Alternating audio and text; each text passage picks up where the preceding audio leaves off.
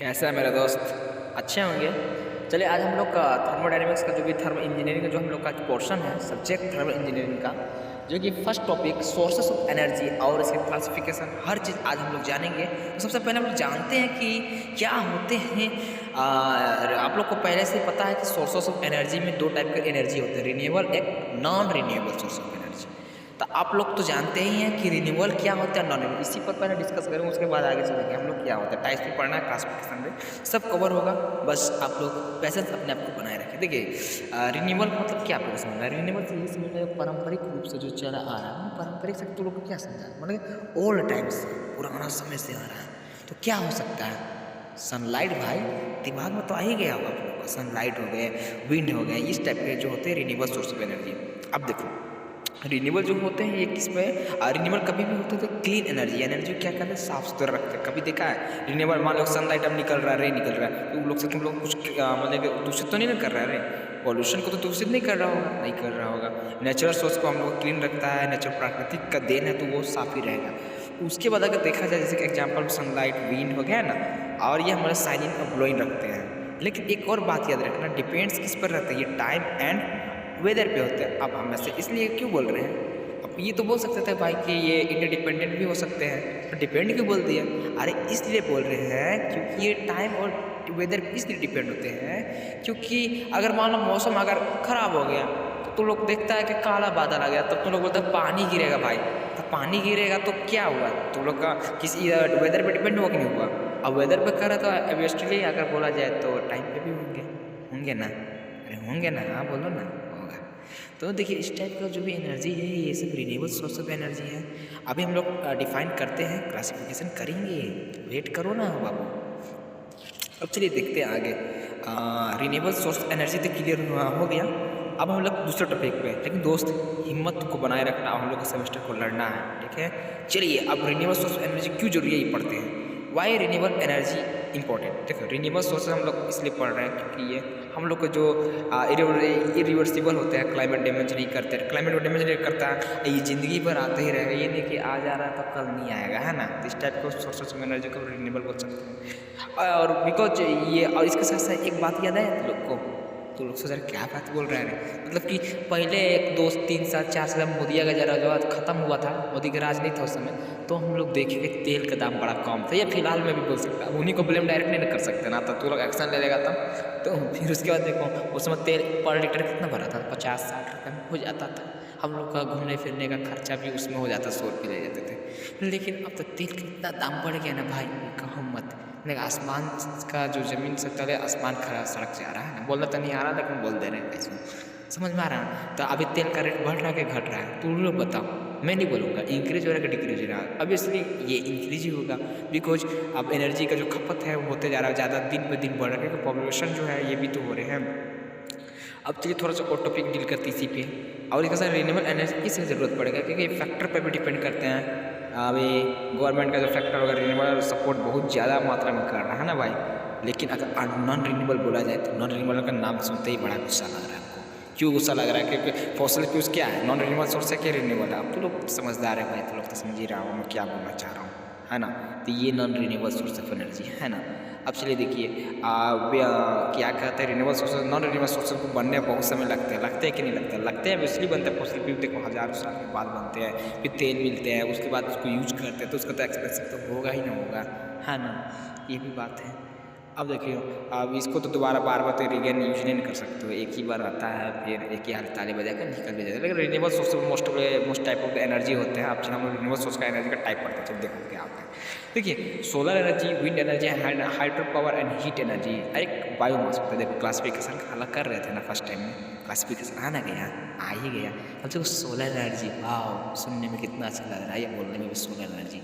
लेकिन तो लोग ये नहीं समझ रहे, सोलर कर रहे तो लोग सब समझदार हो यार। सोलर एनर्जी मतलब कि अगर बोला जाए ना, सोलर मतलब सोलर, इसमें क्या बिजली का ज़रूरत पड़ रहा है क्या जलाने के लिए सोलर को? नहीं।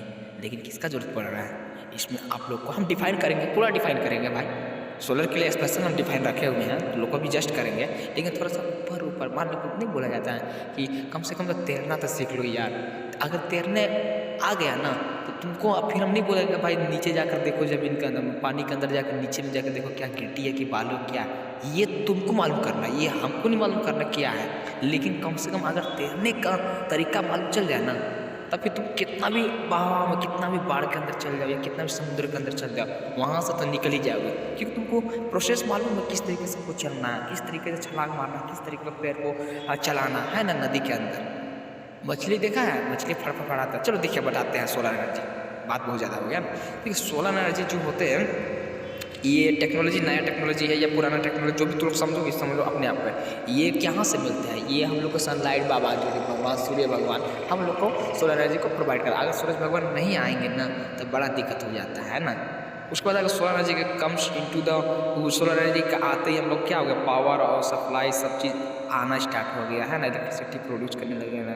ये आया था आपको 30 जून 2017 में इंडियन सोलर ग्रिड की तरफ से कम्युनिकेट किया गया था। ये आया बहुत पहले ही था, लेकिन कम्युनिकेट मतलब उसके साथ जुड़ा हुआ था है ना। कैपेसिटी कितना देता था 13.11 गीगा।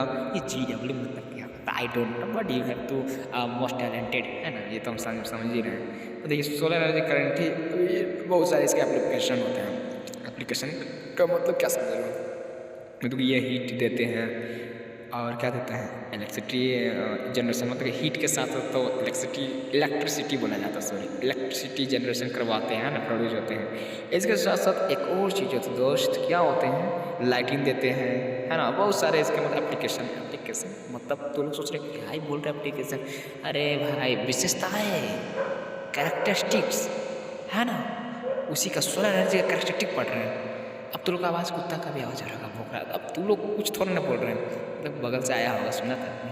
देखो भाई पढ़ाई सब कोई करते हैं, क्या मैं बोलूँ, दुख लगता है बोलने में।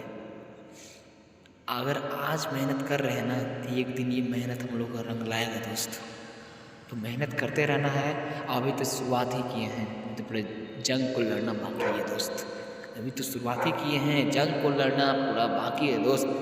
अभी तो हम लोग ज़िंदगी को तो क्या देखे हैं, अभी तो ज़िंदगी में आए हैं है ना। ज़िंदगी कौन देखा, अभी तो ज़िंदगी तो शुरुआत ही की, हम लोग एंट्री किए हैं, अभी पूरा दुनिया देखना बाकी है। ठीक है ना, चलो अब टॉपिक करते हैं, बहुत बात की है। अब देखो सोलर एनर्जी का अब बात की है तो इसका एडवांटेज और डिसएडवांटेज को लेकर ही चलते हैं। एडवांटेज क्या होता है, प्रोज मतलब एडवांटेज और कॉन्स मतलब डिसएडवांटेज। चलिए प्रोज सबसे पहले जान लेते हैं, किसी का फायदा अगर जाना हो तभी तो पता चलेगा क्यों यूज किया जा रहा है। सबसे पहले ये हम लोग को क्या पॉल्यूशन से ये एकदम क्लीन रखता है, एनर्जी सोर्सेज जो रहता है सोलर एनर्जी, ये नहीं कि बहुत सारा धुआं छोड़ रहा है वो सब कुछ नहीं है ना। ये रिवर्सिबल होते हैं और सस्टेनेबल होते हैं। रिवर्सिबल का साथ सस्टेनेबल मतलब ये देते ही रहे, ये नहीं कि आज दिया तो कल नहीं देगा है ना, आज दिया तो कल नहीं देगा, वो कहानी नहीं है इसके साथ। उसके साथ पावर रिमोट इसके एरिया मतलब ये बात कह सकते हैं, पावर देते हैं रिमोट एरिया में लेते हैं, इसको इंस्टॉल करवाते हैं, रूफ मतलब छत पर करवाते हैं ना, रूट्स मतलब यही होते हैं।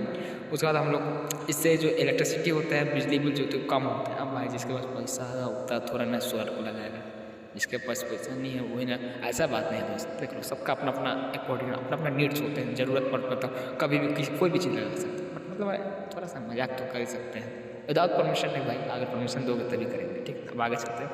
अब देखिए एबिलिटी क्या होते हैं, अब इसके साथ अगर बोला जाए मेंटेनेंस जो भी होता है ना इसमें करने में लो मेंटेनेंस का खर्चा, पर मेंटेनेंस करने में बड़ा दिक्कत नहीं, आराम से लगा दो पैनल को, अब भगवान देते रहेंगे, सूरज भगवान है ना देते रहेंगे, अब हम लोग का इलेक्ट्रिसिटी लेते चलेंगे, खर्चा भी नहीं होगा। अब चलो फर्स्ट ऑफ ऑल तो साइलेंट रहता है, ये नहीं कि आवाज़ करेगा जनरेटर की तरह चलाने समय है ना, ऐसा तक सुना नहीं सुना होगा। ठीक है, अब चलो कौन से यानी कि डिसएडवांटेज। सबसे पहले डिसएडवांटेज ज़्यादा कॉस्ट होते हैं, इनिशियली कॉस्ट कम से कम 90 से 120 पर वाट लग ही जाते हैं।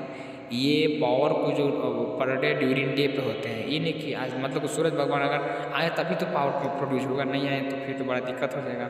इसके साथ जो सेटअप करने का जो एरिया होता है ये थोड़ा ज़्यादा लार्ज होता है भाई, 10 स्क्वायर मीटर होते हैं, 10 स्क्वायर मीटर। ओके, और एक्सपेंसिव भी होते हैं स्टोरेज का बैटरी। अगर मान लो कि भाई तुम तो सोलर पैनल ला लिया, अब बैटरी नहीं रहा तो फिर कहाँ से वो फिर स्टोर करके रखेगा, एनर्जी को तो स्टोर करेगा तब तो हम लोग को ये प्रोड्यूस कराएगा, इलेक्ट्रिसिटी में कन्वर्ट करेगा है ना। इसके टॉपिक हम लोग करें, एक हम लोग का सब्जेक्ट है ना, सब्जेक्ट है इलेक्ट्रिसिटी का एक सब्जेक्ट है, वो भी पढ़ेंगे हम लोग, तो उसमें तो लोगों को पता है कि बैटरीज का क्या है यूजेस तो चलिए दोस्त, इस टाइप का वीडियो देखने के लिए हमारे चैनल को सब्सक्राइब और लाइक कीजिएगा, है ना। अब मिलते हैं अगले पार्ट्स में इसी का।